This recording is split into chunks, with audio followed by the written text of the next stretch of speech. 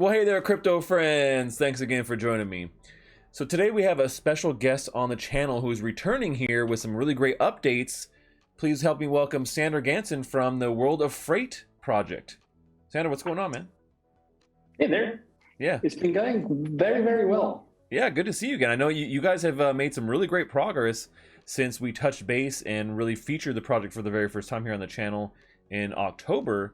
And looking at the roadmap and everything you guys have accomplished, it looks like you've pretty much hit everything that you were promising to deliver. And so I think it's great to have you back and talk a little bit about that and some of the great things that you guys have already accomplished and what you have coming up for the future. Yeah, exactly. It's been quite interesting to see how the overall NFT market has been developing since we had the last call, and yeah, it's great and fun times. It's been up and down. I mean, that's kind of how crypto goes, very interesting to see all, projects coming out and some projects, failing. But I think that's kind of, we're on such a cutting edge of technology here that it's bound to happen. And this happens, every time we see a big technology boom. And so it's something you kind of expect, but at the same time, it can still be, a little bit jarring for people, especially if you're new coming into the space. But before we jump into all the stuff you guys have done, why don't you just give us a recap of what World of Freight is about? Because it's a lot more than just a racing game, and that's something we really dove into in our last video. So we don't need to get too technical, but just give everyone kind of an idea of what World of Freight is all about, and then we can jump into all the things that we've accomplished here over the last 2 months. Yeah, so World of Freight is a community of people who are interested in vehicles, transportation, freight. And together with this community, we are building two things. We are building a racing game with customizable NFT vehicles. And we're also building a real-life supply chain blockchain called Supplane. And how it works is that the community is very open about everything that we're constantly doing. We're giving feedback, we're asking from the community, and then we're building those both projects at the same time with full teams. And then by the time when Supplane launches, we will airdrop Supplane tokens for the community, and then World of Freight will continue building the World of Freight game in the future as well. Yeah, and so that's like I said, a lot of people don't realize, they may see, okay, it's World of Freight, but with this, the other side of the business with Supplane, you guys are really trying to solve some major problems in the supply chain, infrastructure, and really bringing cryptocurrency and blockchain to that. So I think that's a pretty important one. I mean, when you look at all the applications that, blockchain can apply to that really can make an impact, we know supply chain can be a huge one. I mean, there's so much implications, right? So I love the fact that you guys are combining that with some gamification, making it fun for people and keeping them interested in something that, for some people may not be the most interesting subject, like, oh, supply chain issues, like, most people are like, that's not super hot or interesting. But when you combine it with a game like this, where you kind of have these different types of vehicles that you can race with, and there's prizes to be had, and it makes it a little bit more fun, right? I think that's kind of the point. It's funny that I think last year people didn't even know what supply chain as a word means. But now everyone knows it because Christmas presents are late. Right, yeah. I mean, it's definitely been something that has come to the forefront here over the last couple of years with COVID-19. The fact that, this is not just some magical thing that happens. A lot of people, I guess, they don't think about them, right?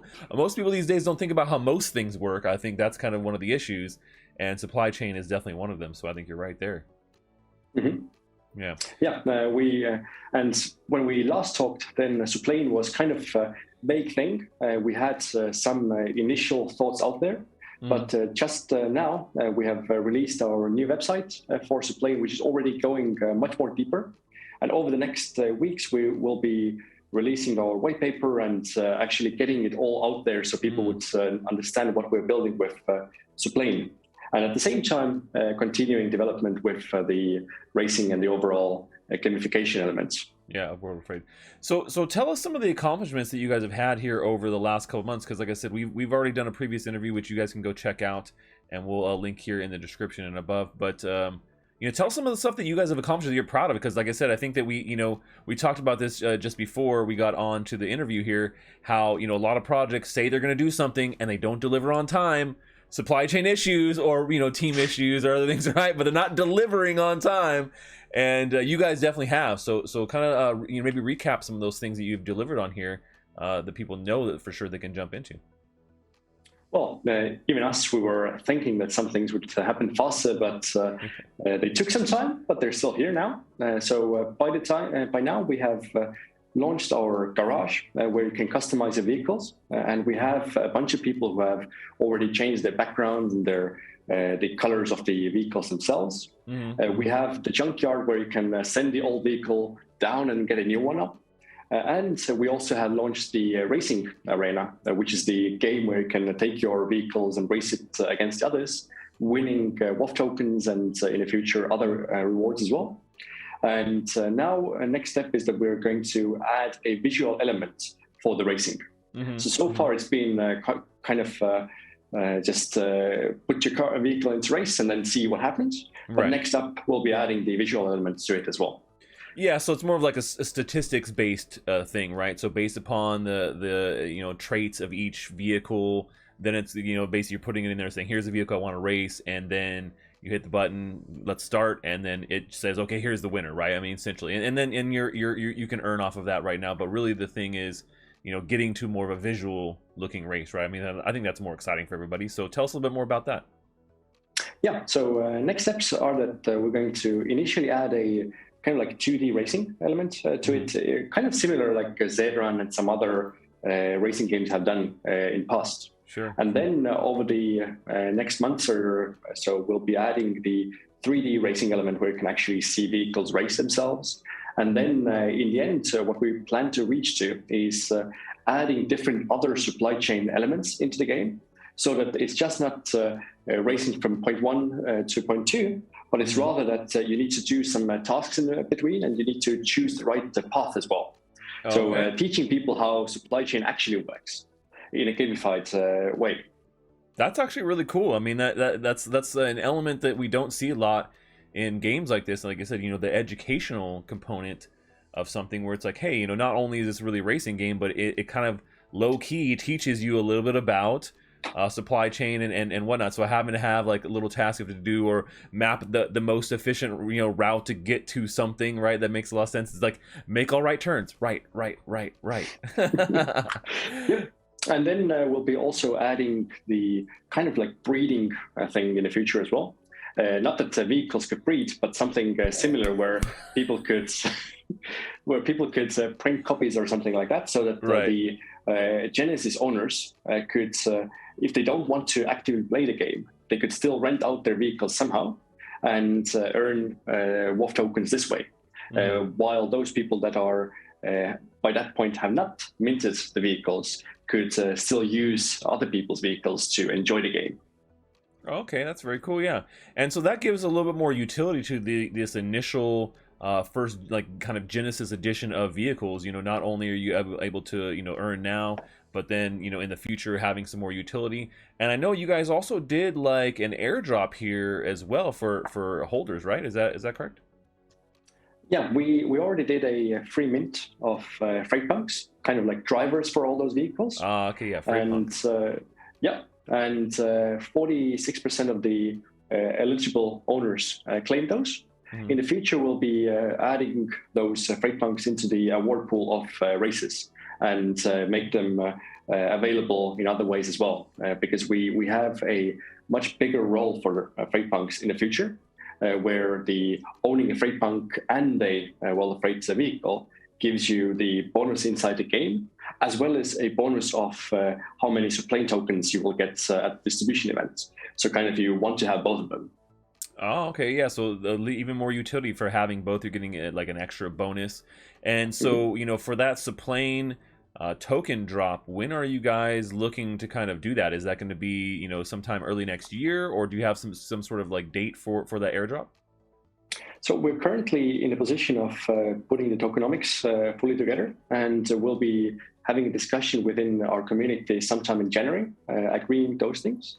And then sometime, hopefully in the first half of next year, we'll be actually doing the distribution event of the tokens to the holders. Very cool. And with these particular tokens, this is kind of the two systems we're having here with like the World of Freight tokens and the NFTs that are associated with it, and then Supplane tokens. Is there going to be any kind of connectivity between these two, really, or do they kind of more work a little bit more standalone in that kind of way? They're more standalone since they are one of them is very much like real world, where the likes of FedEx and Amazon also need to be using them, and the other one is more gamified. We are looking into potentially doing something where owning the WOF tokens would be transferable into the Supplane somehow, but this is kind of harder thing to do because one is real money and the other one is just funny money. No, I totally understand. So I mean, and like I said, I think that the connection here is really just making something that is fun, that kind of can get people interested in what you guys are doing. And we've seen other blockchain projects that have tried to tackle supply chain issues, but not doing it in a gamified way, which is one of the main reasons why I thought this project was pretty interesting. Kind of have that duality of, okay, well, we have this project, and how do we get a mainstream audience interested in something like this versus it being just more of like a B2B type of situation where you're really working on just partnerships and there's no I would say kind of community aspect to it. But I think you guys have done a good job of curating that and adding in this aspect and really listening to your community to develop a product that is actually kind of fun. Now, my last question here before we get going is probably one of the most important questions that I'm going to ask here in this interview. But when are we going to see a World of Freight NFT with a mustache on it? We can actually make it happen. There we go. I love it. It was that easy.